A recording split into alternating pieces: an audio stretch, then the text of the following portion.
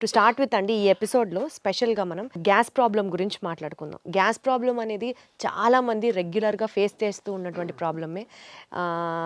Gas వదలడం అనేది మధ్య మధ్యలో నలుగురిలో ఉన్నప్పుడు కాస్త ఇబ్బందిగా అనిపించవచ్చు. అండ్ బ్లోటింగ్, కడుపు ఎప్పుడు ఫుల్గా అనిపించడం, ఏమి తినాలనిపించకపోవడం. సో మేబీ ఇవాల్టి రేపటి మనకున్న స్ట్రెస్డ్ లైఫ్ స్టైల్ ఒక మేజర్ రోల్ ప్లే చేస్తున్నా సరే గ్యాస్ ప్రాబ్లమ్ని కనుక సరిగ్గా ట్రీట్ చేయకపోతే చాలా కాంప్లికేషన్స్ కూడా వస్తాయని విన్నాము. So you have to tell us అసలు గ్యాస్ ప్రాబ్లం అంటే ఏంటి సార్, ఎన్ని రకాలు ఉంటాయి and how do we overcome this? So గ్యాస్ట్రోఎంట్రాలజిస్ట్కి అంతా గ్యాస్ మయం లాగే ఉంటుందండి. రోజు ఉదయం నుంచి సాయంత్రం వరకు పేషెంట్స్ అందరూ గ్యాస్ గ్యాస్ గ్యాస్ అని వస్తారు. యాక్చువల్గా గ్యాస్ అనేది ఏమి ఉండదండి. యాక్చువల్గా టెక్స్ట్ బుక్లో సార్ నాకు గ్యాస్ ట్రబుల్ ఉందని అంటారు. గ్యాస్ ట్రబుల్ అనే వర్డ్ ఎక్కడ పుస్తకాల్లో ఉండదు. There is no term, no disease like gas trouble. Okay, gas trouble అంటే ఒక్కొక్కరికి ఒక్కొక్కటి. ఇప్పుడు కొంతమందికి తేపులు ఎక్కువ వస్తే దాన్ని గ్యాస్ ట్రబుల్ అంటారు. కొంతమంది పట్టుభ్రమంగా ఉంటే గ్యాస్ ట్రబుల్ అంటారు. కొంతమందికి గ్యాస్ కింద నుంచి ఎక్కువ వస్తే దాన్ని గ్యాస్ ట్రబుల్ అనుకుంటారు. కొంతమంది కడుపు నొప్పి వస్తే గ్యాస్ అనుకుంటారు. కొంతమంది ఛాతీలో మంటలాగా ఉంటే గ్యాస్ ట్రబుల్ అనుకుంటారు. రకరకాలుగా. సో కొంతమందికి ఊరికే విరోచనాలు, ఇర్రెగ్యులర్గా బౌల్ మూమెంట్స్ వస్తే ఏదో గ్యాస్ ఉందని అంటుంటారు. బ్లోటింగ్ అంటారు, ఉబ్బరం అంటారు, ఇట్లా రకరకాల. ఇది పలానా ఒక జబ్బు కింద కాదండి. It's a non specific patient తయారు చేసిన జబ్బు అనమాట. దాన్ని వాళ్ళు గ్యాస్ అంటే వాళ్ళు చెప్పే కంప్లైంట్స్ అన్నీ నిశితంగా పరిశీలించి, ఓహో వీళ్ళకి ఈ ప్రాబ్లం ఉంది, ఓకే వీళ్ళకి గాల్ బ్లాడర్లో రాయి ఉన్నా కానీ గ్యాస్ ట్రబుల్ లాగా వస్తుంది. అంటే వాళ్ళు ఏంటంటే నూనె వస్తువులు తినలేరు. నూనె వస్తువులు తినగానే కడుపులో ఇబ్బంది అవుతుంది. అన్నం తిన్న తర్వాత కానీ, నూనె వస్తువులు తిన్నప్పుడు కానీ, నూనె వస్తువులు లేకపోతే అట్లా. ఈ కంప్లైంట్ ఉంటే ఒక్క గాల్ బ్లాడర్ దాంట్లోనే నూనె వస్తువులు తినలేనిది వస్తుంది, ఇంకా దేంట్లో రాదనమాట. అట్లా వాళ్ళు చెప్పే కంప్లైంట్లో మన క్లూస్ దొరుకుతూ ఉంటాయి. ఇప్పుడు కడుపులో మధ్యలో నొప్పి వచ్చి వీపులోకి పాకుతుంది అనుకోండి, అది ప్యాంక్రియాస్ నొప్పి. ప్యాంక్రియాస్ నొప్పి ఒక్కటే వీపులోకి పాకుతుంది. పసర సంచిది ఎప్పుడు రైట్ సైడ్ వస్తుంది. రైట్ సైడ్ వచ్చి కుడి భుజానికి వెళ్తుంది అనమాట. సో ఇంకా ఎసిడిటీ ప్రాబ్లం, రిఫ్లెక్స్ అనుకోండి, బొడ్డు పైన వచ్చి ఎడమ వైపు ఛాతీలో వస్తుంది. అది హార్ట్ బర్న్ అంటారు, కడుపు మంట అంటారు. కొంతమంది కడుపు మంట అంటారు. కొంతమంది ఎక్కువ అసూయ, ఒకప్పుడు అంటారు కదండి, ఎక్కువ అసూయ జలసి ఉండి వాళ్ళు ఎక్కువ ఆలోచించి వాళ్ళ బాడీలో ఎక్కువ యాసిడ్ తయారయ్యి, యాసిడ్ వల్ల అల్సర్స్ ఫామ్ అవుతాయి అనమాట. అల్సర్స్ ఫామ్ అయ్యి దాన్ని ఎసిడిటీ అంటారు. ఆ యాసిడ్ ఎక్కువ ఉన్న వాళ్ళకి అన్నవాహిక అనేది మనకి గొంతు నుంచి పొట్టలోకి వెళ్ళే ఇసోఫేగస్ని అన్నవాహిక అంటారు. అది ఛాతీలో ఉంటుంది అనమాట. అది కొంచెం లెఫ్ట్ సైడ్ ఉంటుంది, హార్ట్ వెనకాల నుంచి వెళ్తుంది. కాబట్టి వాళ్ళందరికీ హార్ట్ బర్న్ లాగా వచ్చి గుండె నొప్పి ఏమో, చచ్చిపోతామేమో అన్న భయంతో వస్తారు. వాళ్ళు పరుగులు తీసుకుంటూ వస్తారు. సో కాకపోతే మనకు అక్కడ రకరకాలు, ఇది ఎసిడిటీయా, రిఫ్లెక్స్ డిసీజా. పొట్టలో యాసిడ్ ఉంటే ఏం ప్రాబ్లం లేదు, అది ఛాతీలోకి ఎక్కువ వస్తే కనుక రిఫ్లెక్స్ అంటారు. ఆ రిఫ్లెక్స్ డిసీజా, గాల్ బ్లాడర్ ప్రాబ్లమా, ప్యాంక్రియాస్ ప్రాబ్లమా, లేదంటే చిన్న పేగు పెద్ద పేగు ప్రాబ్లమా, లేకపోతే ఇన్ఫ్లమేటరీ బౌల్ డిసీజ్ అని పేగుల్లో జబ్బులు ఉంటాయి. ఇట్లా మనం ఈ గ్రూప్ ఆఫ్ చాలా రకాల జబ్బుల నుంచి వచ్చే కంప్లైంట్, అన్ని ఏ జబ్బు అనేది తెలియదు పేషెంట్కి. పేషెంట్ నాకు గ్యాస్ అని వస్తారు, అది మనం ఒక డాక్టర్ డీకోడ్ చేయాల్సిందనమాట. అది సో బేసికల్గా ఎక్కడ పెయిన్ చెప్తున్నారు అని చెప్పి ఆ పెయిన్ నుంచి ఇది ఏ నొప్పి అన్నది మీకు అర్థమవుతుంది కదా సార్? వాళ్ళు చెప్పేదాన్ని బట్టి ఏ నొప్పి ఇది అన్నది మీకు అర్థమవుతుంది. అంటే పేషెంట్తో మనం క్లీన్గా మాట్లాడితే కొంతవరకు వాళ్ళు చెప్పేదాన్ని బట్టి మనకు అందాజుగా ఐడియా వచ్చేస్తుందండి. యూజువల్గా ఎడం పక్క ఛాతీలో నొప్పి అని ఒక 25 ఏళ్ల కుర్రోడు వచ్చాడు అనుకోండి, 20-25 ఇయర్స్లో హార్ట్ అటాక్ రాదు. దట్ ఈస్ అదే 65 ఏళ్ల మనిషి వచ్చాడు అనుకోండి, మనం అనుమానంగా చూడాలి. సో గ్యాస్ ట్రబుల్ అయినప్పటికీ కూడా హార్ట్ ఏమో అని చూడాలి. సో ఎందుకంటే గ్యాస్ ట్రబుల్కి మనం ఎసిడిటీ కానీ, రిఫ్లెక్స్ కానీ ట్రీట్మెంట్ చేయకపోయినా ప్రాణం పోదు. కానీ అదే పేషెంట్కి హార్ట్ ప్రాబ్లం ఉండి, హార్ట్ ప్రాబ్లమ్ని మనం హార్ట్ అటాక్ అయి ఉండి దాన్ని హార్ట్ బర్న్, గ్యాస్ ట్రబుల్ అని అనుకుని మనం కరెక్ట్ టైంలో ట్రీట్మెంట్ ఇవ్వకపోతే వాళ్ళకి లైఫ్ కూడా రిస్క్ వచ్చే అవకాశం ఉంటుంది. సో అక్కడ సిచ్యువేషన్ బట్టి ఓవరాల్గా ఇప్పుడు ఇంట్లో లేడీస్ అన్నం ఉడికిందా లేదా ఒక మెతుకుతో ఎట్లా చేస్తారో, పేషెంట్ వచ్చి వాళ్ళు చెప్తుండే కొద్దీ మనకు అర్థమైపోతా ఉంటుంది, ఓహో వీళ్ళది ఇది, సో ఇది అయ్యి ఉండొచ్చు. కానీ కన్ఫర్మ్ చేసుకోవాలంటే ఈ టెస్ట్ చేయాలి, అవసరమైతే ఎండోస్కోపీ చేయాలి, సిటీ స్కాన్ చేయాలి, అల్ట్రాసౌండ్ స్కాన్ చేయాలి, ఎంఆర్ఐ స్కాన్ చేయాలి. ఓహో దీనికి ఈ స్కాన్ అయితే బాగా పనిచేస్తుంది అట్లా. సరే ఇప్పుడు ఏ నొప్పి అయినా సరే అది గ్యాస్ అని పేషెంట్ ఏదైతే చెప్తారో మీ దగ్గరికి వచ్చినప్పుడు దానికి మేజర్గా మనం చూడాల్సినటువంటి కారణాలు ఏంటి? ఇప్పుడు ఒకప్పుడు మా చిన్నప్పుడు ఇంత మరి అవేర్నెస్ లేకపోవటం వలన అప్పుడు కూడా ఉన్నదో మనకు తెలియదు, కానీ ఇప్పుడైతే చాలా ఎక్కువ పేషెంట్స్ అయితే ఉంటున్నారండి. దానికి కారణం ఏంటంటే ఒకప్పుడు ఉన్న ఫుడ్ హ్యాబిట్స్, ఇప్పుడున్న ఫుడ్ హ్యాబిట్స్, ఇప్పుడు అంతా జంక్ ఫుడ్, బయట ఫుడ్. ఒకప్పుడు మనకి ఇంట్లో ఏది వండితే అదే తినేవాళ్ళం. ఇప్పుడు బయట ఫుడ్స్ చాలా చాలా చాలా ఎక్కువైపోయినాయి. ఇప్పుడు మన ఇంట్లో కూడా 2-3 పిల్లలు ఉంటే ఒక్కొక్కళ్ళు ఒక్కొక్క రెస్టారెంట్ని ఒక్కొక్క ఐటమ్ ఆర్డర్ పెట్టే పరిస్థితి ఉంది. ప్రతి ఇంట్లో కూడా ఇది ఉంది. ఇది ఎవరు ఇల్లు ఎక్సెప్షన్లా లేదు. తర్వాత డే బై డే అగ్రికల్చర్లో కూడా ప్రాఫిట్ ఓరియంటెడ్గా మనకి ఏమేమి పెస్టిసైడ్స్ కొడుతున్నారు, ఎంత మోతాదులో కొడుతున్నారు, దాని రెగ్యులేషన్ అనేది అంత ప్రాపర్గా లేదు. దానివల్ల వస్తుందా, దీనివల్ల వస్తుందా, ఇవన్నీ కూడా మోస్ట్ లైక్లీ ఇవన్నీ కారణాలు అయి ఉండొచ్చు. ఈ కారణాన్ని క్లియర్ కట్గా ఎస్టాబ్లిష్ చేయాలంటే చాలా పెద్ద రీసెర్చ్ చేయాలండి. అది గవర్నమెంట్ ఇనిషియేటివ్గా తీసుకుని పెద్ద స్టడీ, లక్షల మంది పేషెంట్ని స్టడీ చేయటం అనేది అంత ఈజీ కాదు. వాళ్ళు తీసుకున్న ప్రతి మోతాదులో ఏ ఏ పెస్టిసైడ్ ఎంత ఉంది అని టెస్ట్ చేయాలన్నా కానీ ఒక్కొక్క టెస్ట్కి మనకి 1000 ఖర్చు అవుతుంటుంది అనమాట. అవన్నీ ప్రూవ్ చేయాలంటే ఇట్స్ ఏ పబ్లిక్ ఇనిషియేటివ్. ప్రైవేట్గా ఒక డాక్టర్ కానీ ఒక ఇండివిజువల్ కానీ చేయగలిగింది కాదనమాట. ఇప్పుడు మన అమెరికాలో అయితే అలా నేషనల్ ఇన్స్టిట్యూట్ ఆఫ్ హెల్త్ అని ఉంటుంది. వాళ్ళు స్పాన్సర్ చేస్తారు. $1 మిలియన్ అట్లా రీసెర్చ్కి ఇస్తారు అనమాట. మన దగ్గర కూడా కొన్ని ఉన్నాయి, ICMR అని. అట్లా రీసెర్చ్ చేస్తే గానీ మనకి ఎందువల్ల అనేది ఈ గ్యాస్ ప్రాబ్లం వస్తుంది అన్నది తెలియట్లేదు అన్నట్టు. తెలియదు అంటే ఇదే కారణాలు. ఇదివరకు లేని ఇప్పుడు వచ్చినాయి కదండి. ఇప్పుడు ఇదివరకు ఇంత ఒబిసిటీ లేదు, ఇప్పుడు ఎందుకు వచ్చింది అంటే ఇప్పుడు ఇదివరకు 2 వీలర్స్ ఎన్ని ఉన్నాయి, ఇప్పుడు ఎన్ని ఉన్నాయి. నా స్కూల్కి నేను నడుచుకుంటూ వెళ్ళేవాడిని. ఇప్పుడు మా పిల్లలు కార్లో దిగి కార్లో వెళ్తున్నారు. సో ఇప్పుడు ఎన్ని 2 వీలర్స్ ఉన్నాయి, అప్పుడు ఎన్ని లక్షలు ఉన్నాయి, ఇప్పుడు ఎన్ని కోట్లు ఉన్నాయి. రైట్. సో ఎన్ని లిఫ్ట్లు ఉన్నాయి, అప్పుడు మారుతున్న లైఫ్ స్టైల్ దీనికి మెయిన్ కారణం అన్నట్టుగా అర్థం చేసుకోవాలి మనం. అటు ఒబిసిటీకైనా, పెరుగుతున్న గ్యాస్ సమస్యలకైనా, పెరుగుతున్న క్యాన్సర్లకైనా కూడా మోస్ట్లీ మన పర్యావరణం మారటం కానీ అన్నీ కూడా కారణం అనమాట. సరే ఇప్పుడు ఈ గ్యాస్ ట్రబుల్కి అయితే మనం ఇట్లా జనరలైజ్డ్గా మాట్లాడుకుంటున్నాం. ప్రత్యేకంగా ఇందాక మీరు ఒక మాట అన్నారు, యాసిడ్ రిఫ్లెక్స్ అని. అంటే పొట్టలో ఉండాల్సిన యాసిడ్ పైకి తంతు ఉంటే అది యాసిడ్ రిఫ్లెక్స్ అని. అది కూడా ఎక్కువగా వింటున్నాం. అది కూడా ఒకలాంటి గ్యాస్ ప్రాబ్లమే అంటారా? దాని గురించి ఏమైనా డీటెయిల్గా మాట్లాడుకుందాం. అంటే చాలా మందికి అండి ఎసిడిటీ అంటే 2 రకాలు. ఒకటి పొట్టలో యాసిడ్ ఎక్కువ తయారవటం, టెన్షను, ఇర్రెగ్యులర్ ఫుడ్ హ్యాబిట్స్, ఆలోచన ఎక్కువ ఉండటం, సో పని ఒత్తిడి ఎక్కువ ఉండటం వల్ల బాడీలో యాసిడ్ ఎక్కువ తయారవుతుంది. ఎప్పుడైతే యాసిడ్ ఎక్కువ తయారవుతుందో మనకి కడుపులో మంట వస్తుంది, వాళ్ళకి బొడ్డు పై భాగంలో మంటలాగా వస్తుంది.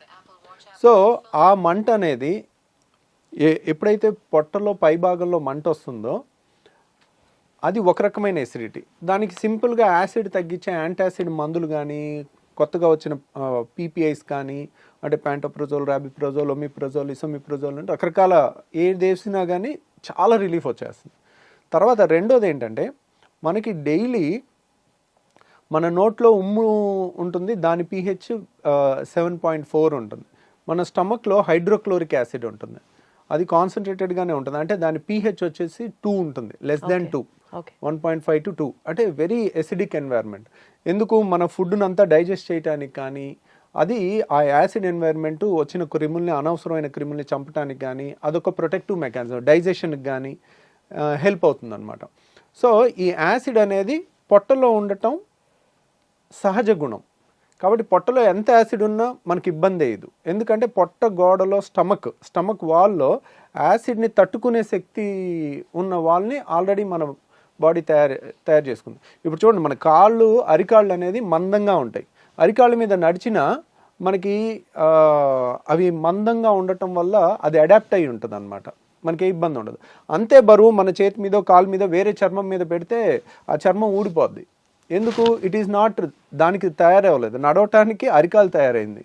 అలాగే యాసిడ్ని తట్టుకోవటానికి మన స్టమక్ వాల్ తయారైంది అనమాట. జీర్ణాశయం యొక్క ఎక్కడైతే యాసిడ్ ఉంటుందో ఆ లోపల పొర యాసిడ్ని తట్టుకునే విధంగా తయారైంది. కానీ మన అన్నవాహిక, ఇసోఫేగస్, ఇక్కడ నుంచి ఇక్కడ వరకు ఉన్న ఇసోఫేగస్ మాత్రం అది యాసిడ్కి తట్టుకునేటట్టు తయారవ్వలేదు. కాబట్టి పొట్టలో యాసిడ్ ఉంటే కొంచెం కడుపు మంట వస్తుంది, చాలా ఈజీగా ట్రీట్ చేయొచ్చు మనం. వాళ్ళకి గ్యాస్ ట్యాబ్లెట్ ఇస్తారు, కొన్ని యాంటాసిడ్ ఇస్తారు, తగ్గిపోతుంది, they will be very happy. కానీ ఈ పొట్టలో ఉండాల్సిన యాసిడ్ ఇక్కడ వాల్వ్ ఉంటుంది, ఛాతీకి పొట్టకి ఛాతీకి మధ్యలో ఒక వాల్వ్ ఉంటుంది, దాన్ని హయాటస్ అంటారు. ఆ హయాటస్లో వెడల్పుగా ఉండి వాల్వ్ లూజ్గా ఉంటే దాన్ని హయాటస్ హెర్నియా అంటారు.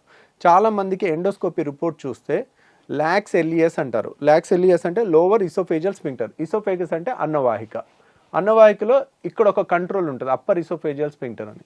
ఇక్కడేమో lower oesophageal sphincter. Lower oesophageal అయిపోయిన తర్వాత స్టమక్ స్టార్ట్ అయిపోతుంది, అంటే జీర్ణాశయం స్టార్ట్ అయిపోతుంది. సో ఇక్కడ వాళ్ళు లూజ్గా ఉంటే కనుక దాన్ని లాక్స్ ఎలియస్ అంటారు, లోవర్ ఇసోఫేజియల్ స్ఫింక్టర్. లేదంటే అక్కడ లూజ్గా ఉండటం వల్ల హైటస్ హెర్నియా అంటారు. గ్రేడ్ 1, గ్రేడ్ 2, గ్రేడ్ 3, గ్రేడ్ 4 ఉంటుంది. గ్రేడ్ 4 అంటే ఇంత వెడల్పుగా ఉంటుంది అక్కడ. అంటే ఏంటి, ఇప్పుడు ఇక్కడ ఎప్పుడైతే వాల్వ్ చాలా గ్రేడ్ 4 లూజ్గా ఉంటుందో పొట్టలో ఉన్న యాసిడ్ అంతా ఊరికే పైకి వస్తూ ఉంటుంది. పొట్ట అనేది జీర్ణాశయం అనేది మనం ఫుల్గా తిన్న తర్వాత అది గ్రైండర్ ఆన్ అయినట్టు ఆన్ అవుతుంది. ఆన్ అయినప్పుడు గ్రైండర్కి పైన మూత పెట్టలేదు అనుకోండి, ఎట్లయితే పైకి చిమ్ముతుందో అట్లా ఈ పొట్టలో ఉండాల్సిన యాసిడ్ అంతా అది ఫుడ్ తిన్నాక ఇలా పైకి ఇసోఫేగస్లోకి వస్తుంది. ఇసోఫేగస్ గోడ ఏమైంది, మన అన్నవాహిక గోడ అనేది యాసిడ్ని తట్టుకోవటానికి తయారవ్వాల, కాబట్టి అది విపరీతమైన మంట వస్తుంది, దాన్ని హార్ట్ బర్న్ అంటారు. వీళ్ళు ఏం తినకపోతే హ్యాపీగా ఉంటారు. ద మొమెంట్ తిన్న తర్వాత వాళ్ళకి ఒక గంట 2 గంటలు ఆ గ్రైండర్ లాగా ఆడినంతసేపు యాసిడ్ అనుకొచ్చి ఈ ఛాతీ అంతా మంట పట్టేసినట్టు ఉండటం, భుజంలో నొప్పి రావటం, ఎడం భుజంలో రావటం, తర్వాత ఎడం పక్క ఛాతీలో వచ్చేసరికి వెంటనే గుండె ప్రాబ్లం అని గడగడలాడిపోతూ ఉంటారు.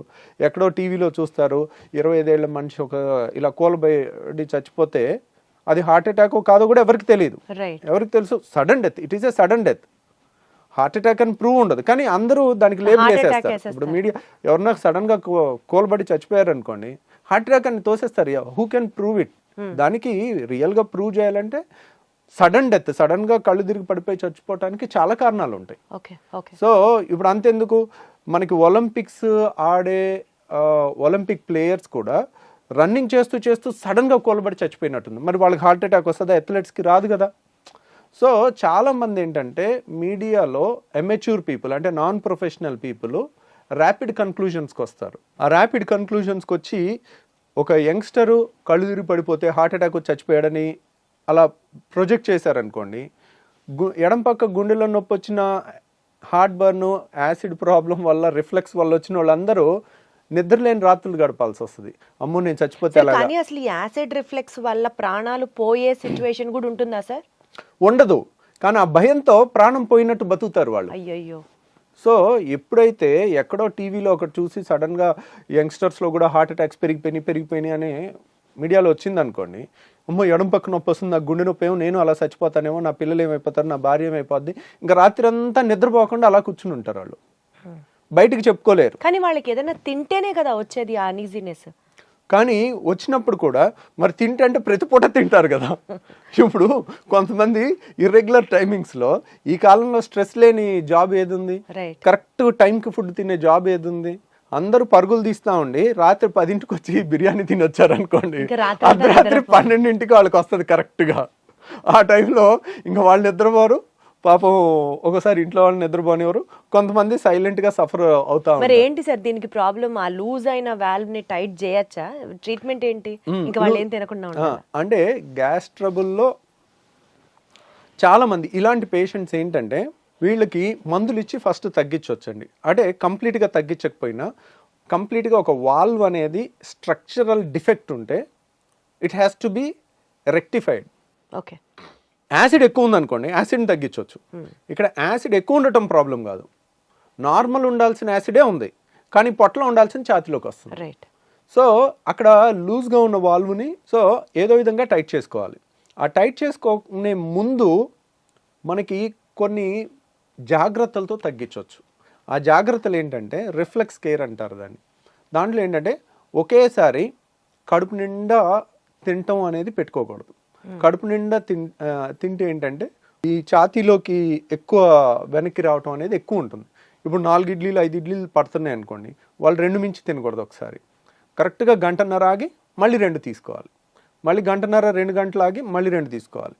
ఇంకా దానికి నామోషి పడకూడదు, బాక్స్లో పెట్టేసుకోవాలి, ఎక్కడైనా ఒక 5 నిమిషాలు బ్రేక్ తీసుకోవాలి, పనిలో అయినా టక్ తినేసి అట్లా తెలివిగా చేసుకుంటే కనుక ఒకేసారి ఎక్కువ ఫుడ్ లేకపోతే ఎక్కువ వెనక్కి రాదు, ఎక్కువ యాసిడ్ తయారవదు, ఎక్కువ వెనక్కి వాళ్ళకి రాదు, కూడా అంత అన్ఈజీనెస్ ఉండదు అప్పుడు పాపం. ఉండదు. అది ఒకటి. తర్వాత చాలా మంది చేసేది ఏంటంటే చక్కగా 4 ఇడ్లీలో 5 ఇడ్లీలో లేదంటే 3-4 దోశలో తినేసి గ్లాసు నీళ్లు 2 గ్లాసు నీళ్లు తాగుతారు. తాగితే ఇంకా ఎక్కువ వెనక్కి వచ్చేస్తుంది. ఓకే. సో వీళ్ళు ఎప్పుడు కూడా నీళ్లు తిన్న తర్వాత తాగకూడదు, మనకి నీళ్లు తాగాలి. ఒక 4 గ్లాసులైనా ముందు తాగేసేయండి, నీళ్ళు ఎప్పటికప్పుడు దిగిపోతాయి, నీళ్ళ వల్ల యాసిడ్ ఎక్కువ తయారవదు, వెనక్కి వచ్చినా అంత ఇబ్బంది ఉండదు, అంత ఎక్కువ కూడా రాదు, ఎప్పటికప్పుడు తొందరగా వెళ్ళిపోద్ది నీళ్ళు అనేది. సో నీళ్ళంతా తాగేసిన తర్వాత ఒక 10 నిమిషాల తర్వాత అప్పుడు ఫుడ్ తిన్నారనుకోండి, ఫుడ్ తిన్నాక నీళ్ళు తాగలేదనుకోండి, వెనక్కి వచ్చేది తక్కువ ఉంటుంది అన్నమాట. స్టమక్ మొత్తం నిండిపోదు. అంటే ఫుడ్తో సగం నిండిపోయి సగంతో నీళ్ళతో ఉంటే ఆ గ్రైండర్ ఆన్ అవగానే సప్పని పైకి కొట్టేస్తుంది. సో ఇలా రిఫ్లెక్స్ కేర్ అని ప్లస్ యాసిడ్ తగ్గించే టాబ్లెట్స్ కొన్ని వేసుకుంటే కూడా చాలా రిలీఫ్ వస్తుంది వాళ్ళకి. ఓకే. సో ఇలా మందులతో 90% క్యూర్ చేయొచ్చు. వండర్ఫుల్. కానీ ఒక 10% మాత్రం ఇంకా తిరుగుతూనే ఉంటారు. ఒక డాక్టర్ దగ్గరికి వెళ్తారు, మందులు ఇస్తారు, తగ్గదు, ఇంకో డాక్టర్ దగ్గరికి వెళ్తారు, మందులు ఇస్తారు, తగ్గదు. అక్కడ స్ట్రక్చరల్ ప్రాబ్లమ్ని అలా 10% వాళ్ళకి మనం లేటెస్ట్గా ఒక టెస్ట్ వచ్చిందండి, దాన్ని 24 hour pH స్టడీ అంటారు. అంటే 24 గంటలు మనం హాస్పిటల్లో ఉంచి ఒక మెషిన్కి బెల్ట్ దగ్గర పెట్టేస్తాం, బెల్ట్ దగ్గర పెట్టేసి సన్న దారం లాంటిది ముక్కులోంచి స్టమక్ వరకు పంపిస్తే దాని మీద pH సెన్సార్స్ ఉంటాయి. అంటే ఇక్కడ ఎంత pH ఉంది, పొట్టలో ఎంత pH ఉంది అనేది 24 hours మనం టెస్ట్ చేయాలి. టెస్ట్ చేస్తే యాసిడ్ ఇక్కడ కూడా ఎక్కువ ఉందని వచ్చినప్పుడు pH ఇక్కడ 2 ఉంటుంది, ఇక్కడ 7 ఉండాలి, ఇక్కడ కూడా 2 ఉందనుకోండి, that indicates reflex disease, acid reflex disease. దాన్ని కన్ఫర్మ్ చేసుకున్న తర్వాత అది ఆ టెస్ట్ పాజిటివ్ వస్తే మాత్రం సర్జరీ చేసుకోవాలి. ఆ టెస్ట్ కొంచెం కాస్ట్ ఎక్కువ ఉంటుంది, 24 గంటల హాస్పిటల్లో ఉండి చేసుకోవాలి. సో బట్ దాంట్లో కనుక మనకి పాజిటివ్ వచ్చిందంటే కనుక అప్పుడు we can consider reflex surgery. Anti reflex surgery అనేది మనం ఈ వాల్వ్ని టైటన్ చేసుకుంటే వెనక్కి రాకుండా ఉంటుందన్నమాట. ఓకే. ఓకే. సో ఆ సర్జరీ మన దగ్గర ఇక్కడ చేస్తున్నారా సార్? మనం కూడా పర్ఫామ్ చేస్తాం. ఈ యాంటీ రిఫ్లెక్స్ సర్జరీని నిస్సెన్స్ ఫండాప్లికేషన్ అంటారు, దాని పేరు నిస్సెన్స్ అనే సైంటిస్ట్ పేరు పెట్టారనమాట. ఆ ఫండాప్లికేషన్ అంటారు. దానికి ఆల్మోస్ట్ కోత ఉండదు, కుట్టు ఉండదు, చిన్న హోల్ ద్వారా చేస్తాము. ఒక 20 minutes to 30 minutes అయిపోతుంది. ఈరోజు మార్నింగ్ చేస్తే నెక్స్ట్ డే ఈవినింగ్ 95% డిశ్చార్జ్ అయిపోతారు, ఇంకొక 5% నెక్స్ట్ డే డిశ్చార్జ్ అవుతారు. సో ఇది ఎఫెక్టివ్నెస్ ఎంత ఉంటుంది అంటే కనుక ఆల్మోస్ట్ 75% నుంచి 85% వరకు ఉంటుంది. ఒక 25%కి సగం రిలీఫే ఉంటుంది. ఎందుకు దాంట్లో 100%కి 100% గ్యారంటీ చెప్పలేకపోతున్నాం. ఇప్పుడు రాళ్ల సమస్య ఉంది, గాల్ బ్లాడర్ తీసేసాం, 100% క్యూర్, మళ్ళీ జన్మలో వాళ్ళు మన దగ్గరికి రావాల్సిన పని ఉండదు. అది 100% అనే 99% 100% గ్యారంటీగా చెప్పేయచ్చు. అదే రిఫ్లెక్స్ దాంట్లో 70 to 85% అనేది చాలా హై రిజల్ట్ అనమాట. సో ఎందుకనంటే ఇప్పుడు ఏదన్నా తీసేయటం తేలిక, గాల్ బ్లాడర్ తీసేసాం అయిపోయింది, గర్భసంచి తీసేసాం అయిపోయింది, చెయ్యి నరికేసాం నిమిషం పని. సో తీసేయటం తేలిక, మొండి చెయ్యిని ఇలా తయారు చేయలేం. మనిషి ఇంకో 1000 జన్మలు ఎత్తినా కానీ, సైన్స్ ఎంత డెవలప్ అయినా కానీ మొండి చెయ్యిని ఈ మూమెంట్ రాదు, రాయటం కానీ ఈ అద్భుతమైన క్రియేషన్ అనేది జరగదు. ఈ వాల్వ్ కూడా ఒక అద్భుతమైన క్రియేషన్, అది మనకి న్యాచురల్గానే పర్ఫెక్ట్గా ఉండాలి. దాన్ని మనం క్రియేట్ చేస్తున్నప్పుడు మనం ఒక గాడ్ క్రియేట్ చేసిన క్రియేషన్ అంత పర్ఫెక్షన్గా ఎప్పటికీ చేయలేం. 80% క్రియేషన్ అనేది ఇంకా వరల్డ్స్ బెస్ట్ రిజల్ట్ అనమాట. ఆ మాత్రం రిజల్ట్ ఇవ్వటమే చాలా కష్టం. అందుకనే అంత రిజల్ట్ కూడా ఇవ్వలేక ఎవ్వరు ఈ సర్జరీస్ అసలు చెప్పరు. మీరు 10 మంది నా దగ్గరికి సర్జరీ కోసం వస్తారు, వాళ్ళు ఆల్రెడీ 10 మంది గ్యాస్ట్రోఎంట్రాలజిస్ట్ని చూసుంటారు. ఇంకెక్కడ దొరక్క బాధపడి పడి పడి తిరిగి చివరికి ఇక్కడన్నా ఏదన్నా దొరుకుద్దేమో అని వచ్చే వాళ్ళు ఉంటారు. అట్లా వచ్చి తగ్గిన వాళ్ళు చాలామంది ఉన్నారనమాట. మనం ఆల్మోస్ట్ ఇండియాలోనే హైయెస్ట్ సర్జరీస్ చేస్తాం. ఇదేంటంటే టెక్నికల్లీ ఛాలెంజింగ్ అనమాట. మనం కొంచెం ఈ టైట్ ఎక్కువ చేసామనుకోండి వాళ్ళకి ముద్ద దిగదు, పట్టేసుకున్నట్టు ఉంటుంది. మళ్ళీ తక్కువ చేసాం అనుకోండి వెనక్కి వస్తుంది. వెనక్కి వస్తుంది. అది చాలా కరెక్ట్గా ముందు నుయ్యి వెనక్కి గొయ్యిలాగా ఉంటుంది అనమాట ఈ సర్జరీలో. సో అందువల్ల ఈ నిసన్స్ ఫండ్ అప్లికేషన్ అనేది అంత తొందరగా నేను కూడా చెప్పను. ప్లస్ చాలామందికి ఒక టెస్ట్ చేసుకోమని చెప్తాను, మీకు రిఫ్లెక్స్ ఉందా లేదా అని మీరు తెలుసుకోవటానికి. ఇప్పుడు సపోజ్ సార్ ఊరికే వెనక్కి వస్తుంది సార్, తిన్న తర్వాత ఇబ్బంది అవుతుంది సార్, ఛాతీ మండుతుంది, గొంతులోకి వస్తుంది, తేపులు వస్తుంది, మెతుకులు వస్తున్నాయి, ఊరికే. కొంతమందికి ఏంటంటే రాత్రి 10ంటికి తిని పడుకుంటారు, పడుకున్న తర్వాత వెంటనే నిద్రపోతారు, పేగులు కదులుతూ ఉంటాయి, కదులుతున్నప్పుడు ఈ వాల్వ్ లూజ్గా ఉంటుంది, అది ఒక్కసారి ఇలా గ్రైండర్ లాగా మధ్యలో ఒక్కసారి ఆన్ అయినప్పుడు టక్కున బుడుకు బుడుకుమని గొంతులోకి వచ్చేస్తాయి, వాటర్ వచ్చేస్తాయి. వాళ్ళు నిద్రపోయి ఉంటారు. మనిషి సోయిలో ఉంటే వెంటనే ఆ వాటర్ని మళ్ళీ మింగేయటమో ఊసేయటమో చేస్తారు. ఇంతే వస్తుంది, కొద్దిగా ఒక గుక్కంత వస్తుంది. వాళ్ళు నిద్రపోయి ఉండేసరికి అది పొలమారుద్ది, దగ్గిలేస్తారు నిద్రలో పొలమారి. సో ఇది ఒక లక్షణం అనమాట రిఫ్లెక్స్కి. ఇంకొకటి ఏంటంటే కడుపు నిండా తినేసి ఏ మనిషి అయినా, సపోజ్ ఒక 20 ఏళ్ళ కుర్రోడో 30 ఏళ్ళ పర్సన్ మన దగ్గరికి ఈ కంప్లైంట్స్తో వచ్చినప్పుడు, కడుపు నిండా 4-5 ఇడ్లీలు అందరూ మీ ఫ్రెండ్స్ అంతా ఎలా తింటారో అలా నువ్వు తిని ముందు కొంగు, ఓకే, ముందు కొంగి కాళ్ళతో చేతులతో కాళ్ళు పట్టుకోవటానికి ట్రై చేయి. అప్పుడు ఏమవుతుంది, నువ్వు ఎప్పుడైతే ముందు కొంగుతావో ఈ ప్రెషర్ పెరుగుతుంది. మనం ఇలా ముందు కొంగగానే పొట్టని స్క్వీజ్ చేస్తాం, పొట్టలో ప్రెషర్ పెరుగుతుంది. ఈ వాల్వ్ లూజ్ ఉందనుకోండి, వాళ్ళు ఆపలేరు, టక్కున గొంతులోకి వచ్చేస్తుంది. సో ఈ టెస్ట్ అనేది ఎక్కడ పుస్తకాల్లో లేదండి, ఇది ప్రాక్టికల్ అండ్ కామన్ సెన్స్. ఈ టెస్ట్ అనేది మోస్ట్ వాల్యుబుల్ థింగ్. ఎందుకంటే 10 మంది చేస్తుంది మీ ఫ్రెండ్స్, మీరు చేయలేకపోయారంటే దాని అర్థం ఏంటి, ఇక్కడ రిఫ్లెక్స్ ఉంది, వాల్వ్ తేడా ఉంది, దాన్ని సరి చేసుకోవాలి. సో బేసికల్గా లైఫ్ స్టైల్తో మీరు చెప్పినటువంటి తక్కువ మోతాదులో తినడం, గ్యాప్లు ఇచ్చుకుంటూ తినడం, ఇలా చేసుకుంటూ టాబ్లెట్స్ కొన్ని మీరు సజెస్ట్ చేసిన వాడడం ఒక పద్ధతి. అండ్ ఇంకా కాంట్ బట్ అనుకున్నప్పుడు there is also surgery option which is only 80 to 85% accurate. దీన్ని మనం ఇంకా కంప్లీట్గా ప్రివెంట్ చేయడం అన్నది ఇంకా మన చేతిలో లేదు కదా సార్, బికాజ్ అది స్ట్రక్చరల్గా వచ్చినటువంటి చేంజ్ కాబట్టి. సో దాన్ని మనం ప్రివెంట్ చేయలేము. The best thing they can do is మీలాంటి ఒక బెస్ట్ గ్యాస్ట్రెంట్రాలజిస్ట్ని సజెస్ట్ చేయడమే, కలవడమే, మీతో మాట్లాడడమే. సో విన్నారు కదండి, గ్యాస్ ప్రాబ్లం అనేది మనం లైట్గా తీసుకోవడానికి ఏమాత్రం లేదు. ఈ రిఫ్లెక్స్ అనేది కనుక ఇందాక సార్ చెప్పినట్లుగా ఒక 2-3 టెస్టులు మనకి మనమే చేసుకోవచ్చు, హాస్పిటల్లో అడ్మిట్ అయ్యి చేసుకోవాల్సిన కాదు. ఇలాంటివి గమనించుకుంటూ ఎప్పటికప్పుడు మనకు ఆ రిఫ్లెక్స్ సమస్య ఉందా, మేబీ దీనివల్ల ఇంత ఇబ్బంది పడుతున్నామా అన్న ఒక మినిమం అండర్స్టాండింగ్తో డాక్టర్ని కలవడం చాలా చాలా చాలా అవసరం. Thank you so much sir. Thank you అండి.